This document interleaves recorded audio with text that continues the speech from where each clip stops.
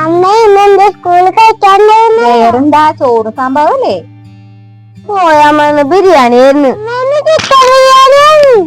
ഇപ്പൊ സർക്കാരിന്റെ ഉച്ചഭക്ഷണ പദ്ധതി പ്രകാരം ആകെ ബിരിയാണി ഉണ്ട്, നെയ്ച്ചോറ്, പല സാധനങ്ങളും മാറ്റിയിട്ടുണ്ട് ഇപ്പോഴും. ആഹാ, കൊള്ളാല.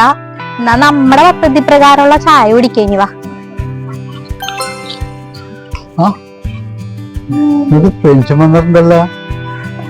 ആഹാ, കോളടിച്ചല്ലോ. അപ്പൊ ഇപ്പൊ എത്ര രൂപയുണ്ട് പെൻഷൻ പൈസ? ഇപ്പൊ 1600 പക്ഷെ 1800 ആവാനുള്ള സാധ്യതയുണ്ട്. ഗവൺമെന്റ് അങ്ങനെ പ്രഖ്യാപനം വന്നിട്ടുണ്ട്. എന്തായാലും ഒരു കാര്യം ഞാൻ പറയാം, വയോജനങ്ങളെ മുഖവിലക്കെടുക്കുന്ന സർക്കാർ അത് പൊടിക്കും. ചേട്ടാ, സ്ഥലം വിൽക്കണ കാര്യം എന്തായി? ഞാനത് അന്വേഷിച്ച് റിലേഷൻ സർട്ടിഫിക്കറ്റ് വേണം, അതുപോലെ കുറെ സാധനങ്ങൾ വേണം.